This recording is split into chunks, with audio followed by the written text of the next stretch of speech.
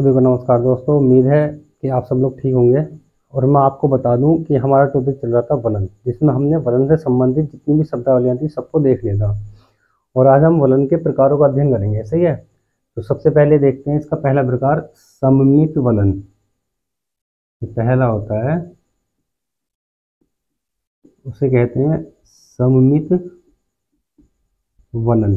दोस्तों इसमें क्या होता है, ये धरातल है, अर्थ सरफेस, और इस पर कोई पर्वत होता है तो उसका ढाल दोनों तरफ समान होता है, ठीक है ना।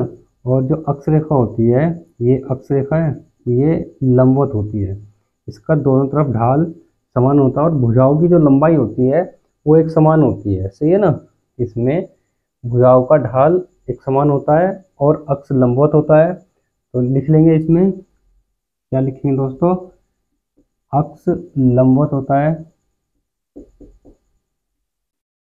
अक्ष रेखा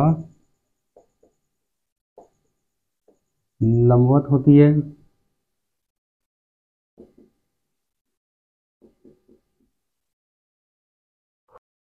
और दोस्तों इसमें क्या होता है, दोनों भुजाओं का झुकाव समान होता है ना। दोनों भुजाओं का झुकाव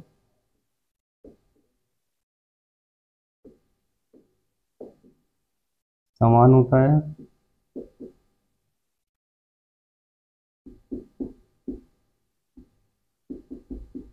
है ना।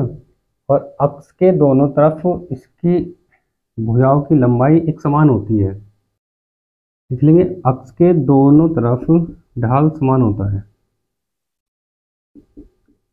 अक्ष के दोनों तरफ ढाल समान होता है।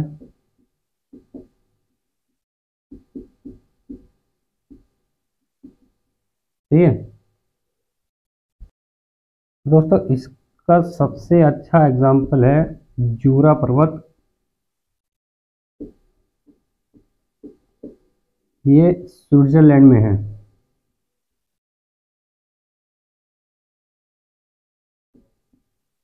जूरा पर्वत स्विट्जरलैंड में है, सही है। दोस्तों दूसरा देखते हैं, असममित वलन।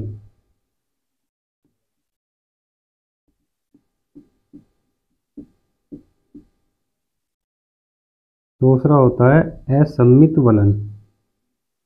देखो इसमें क्या होता है, इसमें दोनों तरफ का ढाल और लंबाई असमान होते हैं, है ना। इसमें दोनों झुकाव समान था, इसमें झुकाव समान नहीं होता है। और इसमें दोनों भुजाओं का ढाल और लंबाई, सही है ना, वो भी एक समान नहीं होता है।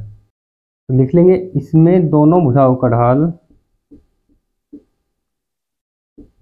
इसमें दोनों भुजाओं का ढाल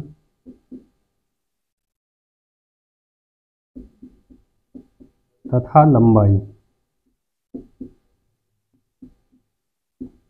असमान होती है।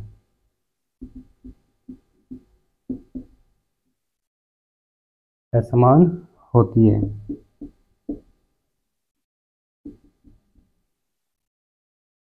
और इसमें क्या होता है, एक भुजा दूसरी भुजा से, एक भुजा दूसरी भुजा से अधिक या कम झुकी होती है, ना। अधिक या कम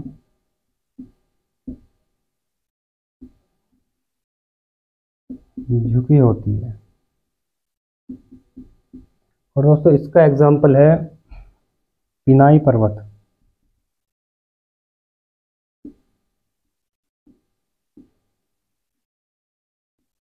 पिनाई पर्वत इंग्लैंड में। दोस्तों इसका तीसरा प्रकार है एक नत वलन।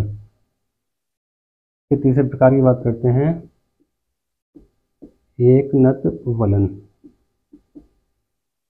इसे एक दिग्नत वलन भी कहते हैं। एक दिग्नत वलन भी कहते हैं।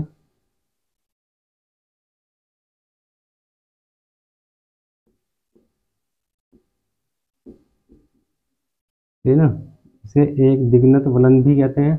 इसमें क्या होता है दोस्तों, जो पर्वत की भुजाएं होती हैं, सही है ना, पर्वत की जो भुजाएं होती हैं वो धरातल के समकोण पर होती हैं, सही है। इसमें दोस्तों एक भुजा धरातल से समकोण बनाती है और दूसरी भुजा साधारण रूप से झुकी होती है ना। तो लिख लेंगे कि एक भुजा धरातल से समकोण बनाती है, एक भुजा धरातल से समकोण बनाती है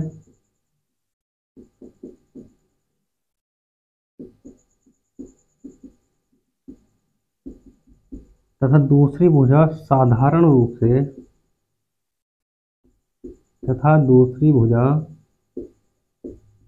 साधारण रूप से झुकी होती है, साधारण रूप से झुकी होती है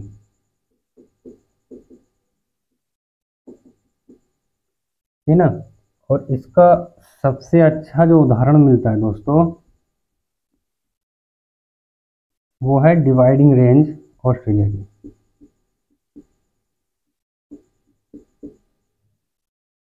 डिवाइडिंग रेंज ऑस्ट्रेलिया, ऑस्ट्रेलिया की डिवाइडिंग रेंज इसका सबसे अच्छा उदाहरण है, सही है। दोस्तों इसका चौथा प्रकार है समोन्नत वलन, सही है। देखते हैं समोन्नत वलन। दोस्तों इसमें क्या होता है, दोनों भुजाएं एक ही दिशा में झुकी होती है ना, पर्वत की। तो लिख लेंगे दोनों भुजाएं एक ही दिशा में झुकी होती है, एक ही दिशा में झुकी होती हैं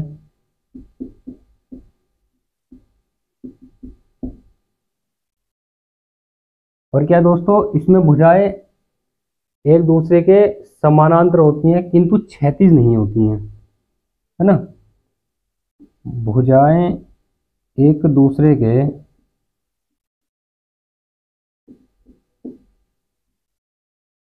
समानांतर होती हैं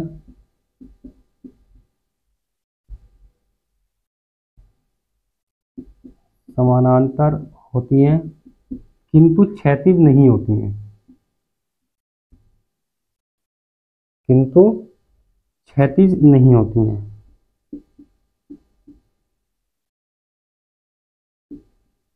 नहीं होती।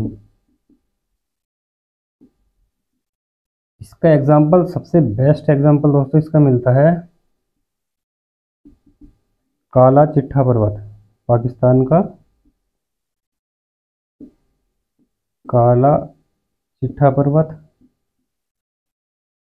ये कहाँ पर है, पाकिस्तान में।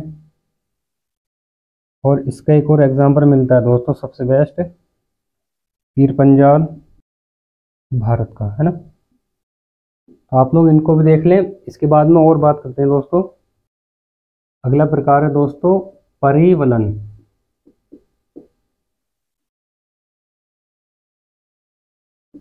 इसे शयान वलन भी कहते हैं,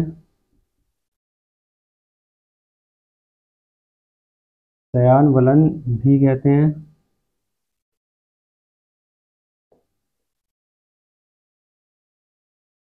ठीक है।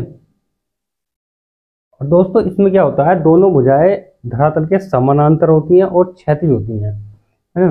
इस प्रकार से देखो, जैसे ये धरातल है तो इसके क्षैतिज होंगी और इसके समानांतर भी होंगी, है ना, इस प्रकार से।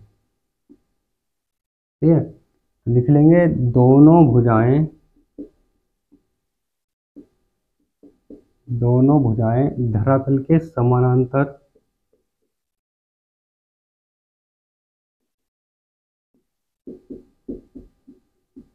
तथा क्षैतिज होती हैं, समानांतर तथा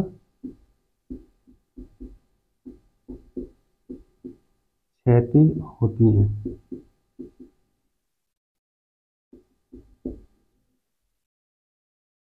दोस्तों इसका उदाहरण है कैरिल कैसल पर्वत।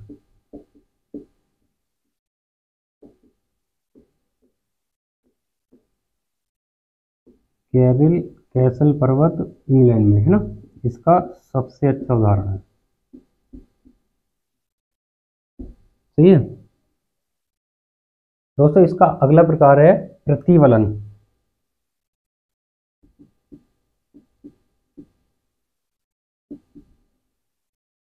इसमें क्या होता है, एक भुजा पर्वत की दूसरी भुजा पर उलट जाती है, मतलब उसके ऊपर आ जाती है, किंतु क्षैतिज नहीं होती है। ऐसे ही ना, जैसे ये धरातल मान लेते हैं, एक ये हुआ और दूसरी भुजा इसके ऊपर इस प्रकार से आ गई, है ना, ये आ गई इसके ऊपर, लेकिन क्षैतिज नहीं है ये। तो लिख लेंगे एक भुजा दूसरी भुजा पर उलट जाती है,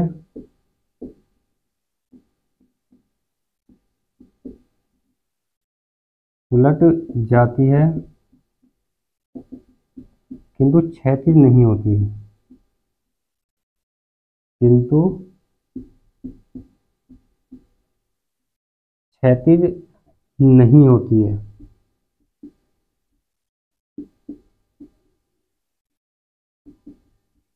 ठीक है दोस्तों। इसका अगला प्रकार है पंखावलन।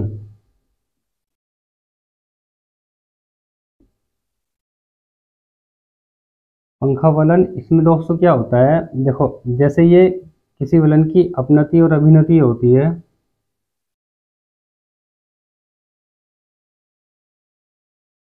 ना, तो ये अपनति हो गई और ये अभिनति हो गई।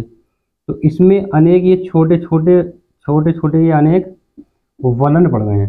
ठीक है, तो देखने में ऐसा लगता है जैसे पंखा होता है, हैंड फैन नहीं होता है, वो ऐसा लगता है देखने में। सही है, तो इसी को कहते हैं पंखा फलन। सही है, तो इसको लिख लेंगे दोस्तों।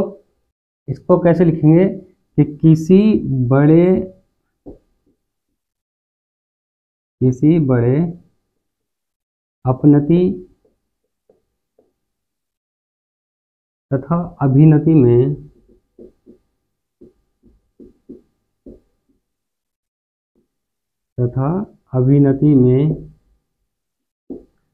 छोटे छोटे वलन हो जाते हैं, छोटे छोटे वलन हो जाते हैं। ठीक है, तो इसी को कहते हैं दोस्तों पंखा वलन। दोस्तों इसका अगला प्रकार होता है खुला वलन।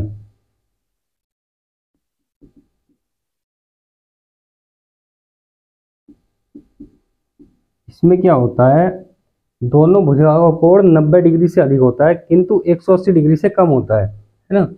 ये इस प्रकार से होता है, आप लोग देखेंगे खुला वलन इस प्रकार से होता है। इसमें क्या है, एक दोनों भुजाओं का कोण 90 डिग्री से अधिक किंतु 180 डिग्री से कम होता है। तो लिख लेंगे दोनों भुजाओं का कोण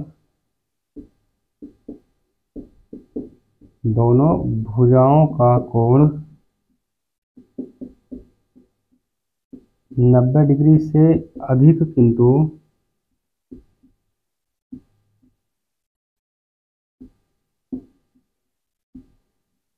180 डिग्री से कम होता है।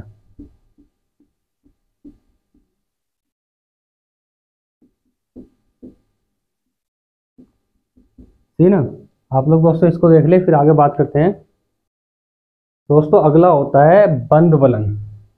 ठीक है, जो अगला प्रकार है वो है बंद वलन। इसमें क्या होता है दोस्तों, दोनों भुजाओं का कोण 90 डिग्री से कम होता है। लिख लेंगे दोनों भुजाओं का कोण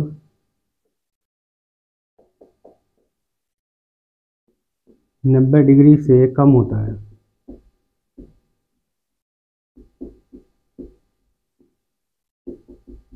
ठीक है ना, इसके बाद में दोस्तों है अगला ग्रीवा खंड।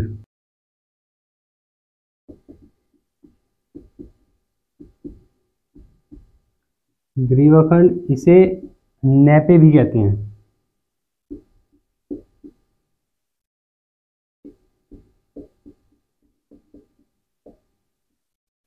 इसे दोस्तों नैपे भी कहते हैं।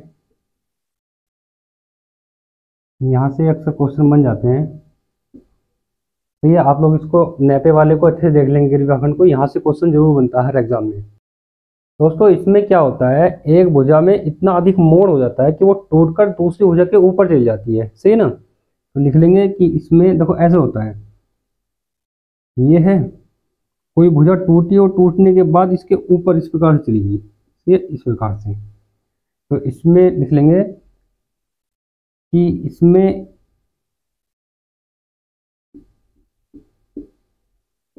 एक भुजा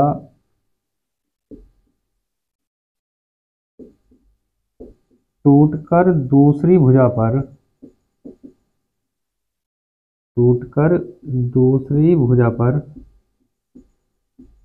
चढ़ जाती है।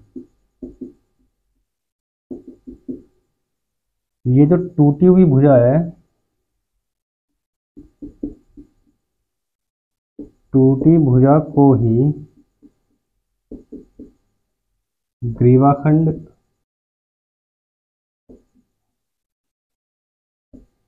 या नैपे कहते हैं, या नैपे कहते हैं। तो दोस्तों आज हमने वलन के प्रकारों की बात की है और हमारा ये टॉपिक वलन वाला भी कंप्लीट हो जाता है, सही है ना। तो अगली क्लास में हम दोस्तों बात करेंगे किसी और टॉपिक पर, और जिन लोगों को कोई शिकायत है या कोई जानकारी लेनी है तो वह हमारे इस नंबर पर दोस्तों व्हाट्सएप भी कर सकता है, और नंबर मैंने डिस्क्रिप्शन में भी दे दिया है, आप उस पर भी वो व्हाट्सएप कर सकते हैं, या आप हमारे वीडियो में कमेंट भी कर सकते हैं, सही है। कमेंट बॉक्स में जाके कमेंट भी कर सकते हैं कि आपको हमारी वीडियो कैसी लग रही है। तो दोस्तों मैं आप लोगों से निवेदन करता हूँ, आप सब लोग हमारे चैनल को अपने दोस्तों को ज़्यादा से ज़्यादा शेयर कर दें और चैनल को सब्सक्राइब जरूर कर लें। तो दोस्तों मिलते हैं अगली क्लास में, धन्यवाद।